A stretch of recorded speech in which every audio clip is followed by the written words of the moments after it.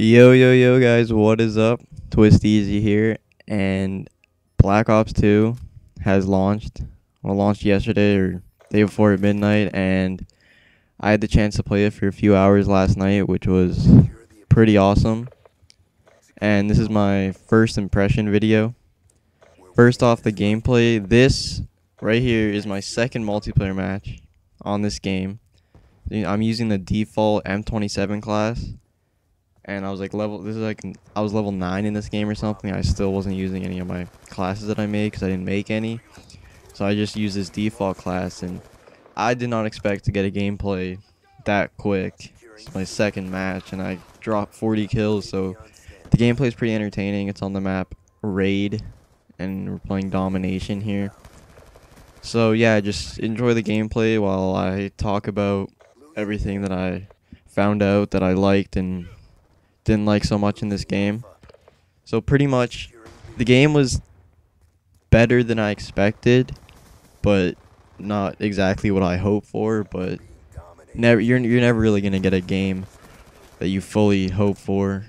Everything's not gonna match what you want. But anyways, the game is, as I said, better than I expected.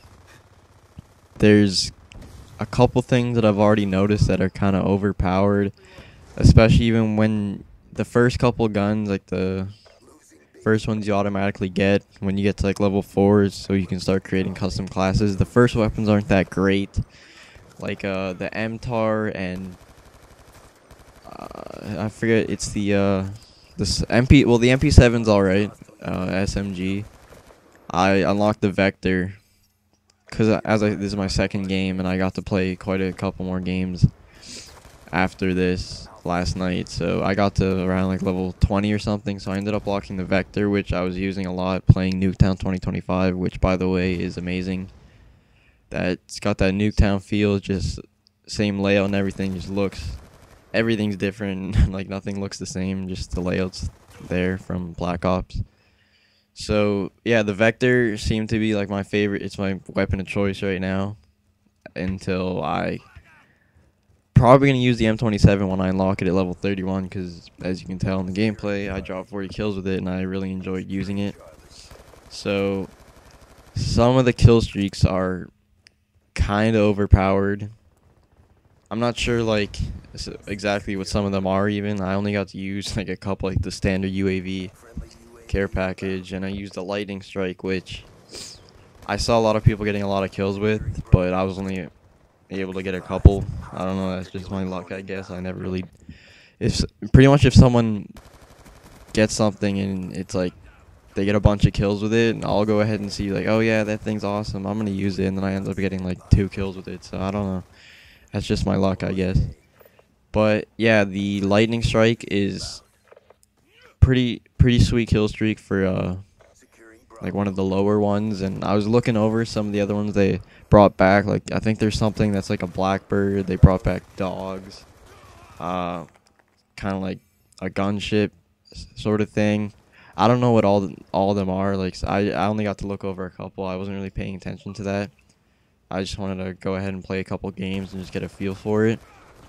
So I was saying, for the assault rifle, like the weapons, the MTAR guns, like pretty much the setup is where you have to, when you get a gun and put it on a class, you have to reach weapon levels to unlock the attachments. And if you haven't played this game, the create a class thing is basically you get tokens, and each like perk, attachment, whatever is worth one. You have to pay 1 token, and you gain tokens every time you level up. So every time you level up, you get 1 token, let's say.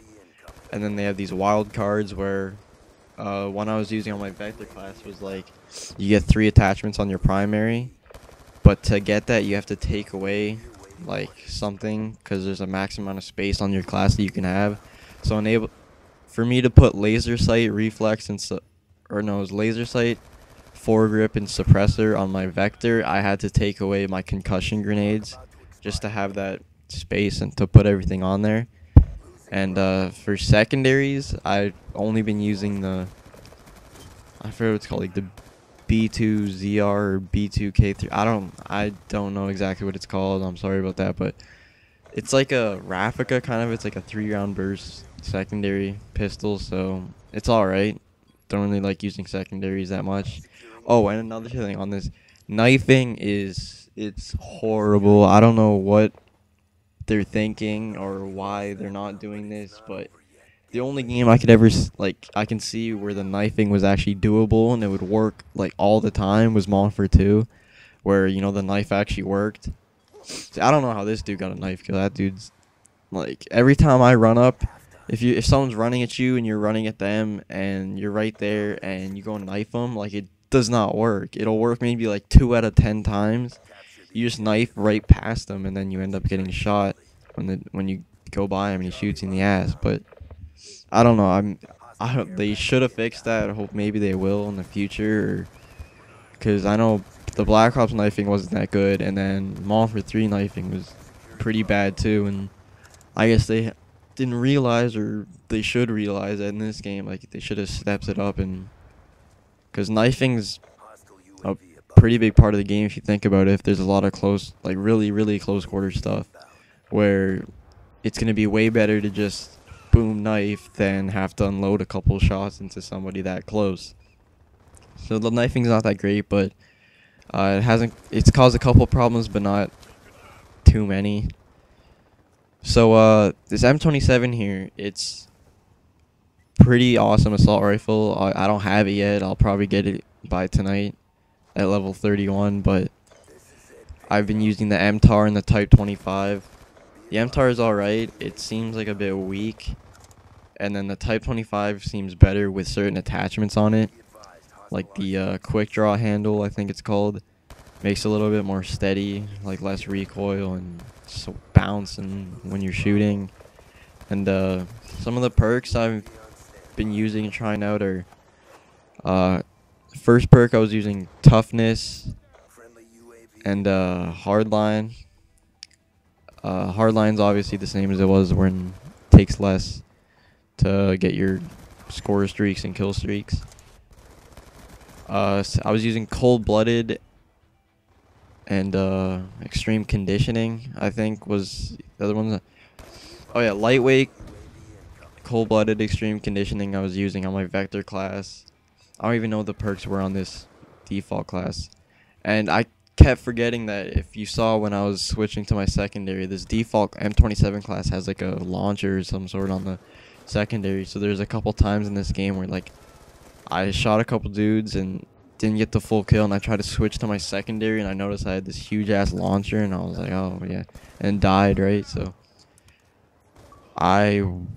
pretty much, this game is like, feels a lot more fast paced, and it's like easier to die. It kind of feels like it's way easier to die than any other Call of Duty. I don't know if it's some of the guns people are using, or I noticed that if you don't get the first shot, if you get like a perfect shot, you might be able to end up with a kill even if you don't get the first one, but usually you're gonna die if you don't notice a guy or he gets the first shot in. So that's pretty much like for the fast-paced, seem to die a lot more kind of game.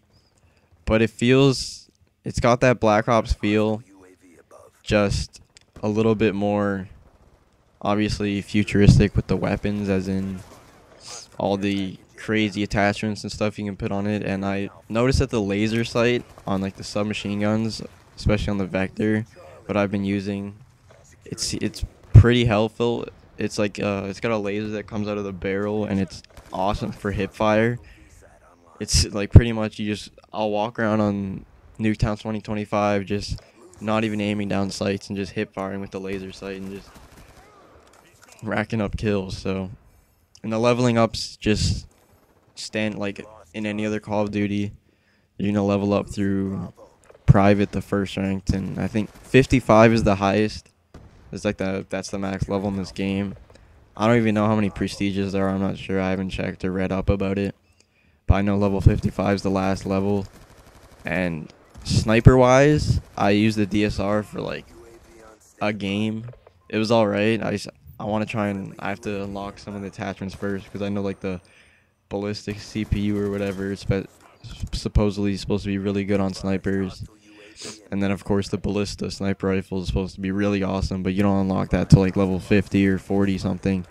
So I'm just gonna just play the game and then gain some levels and use whatever guns I get and try and test them all out. And I'll be making a couple more commentaries on Black Ops 2 or putting up some clips and little videos of it, because this game's pretty good. I enjoyed it the few hours I got to play last night, and hopefully I'll be able to get some more games in tonight and test some new stuff I get.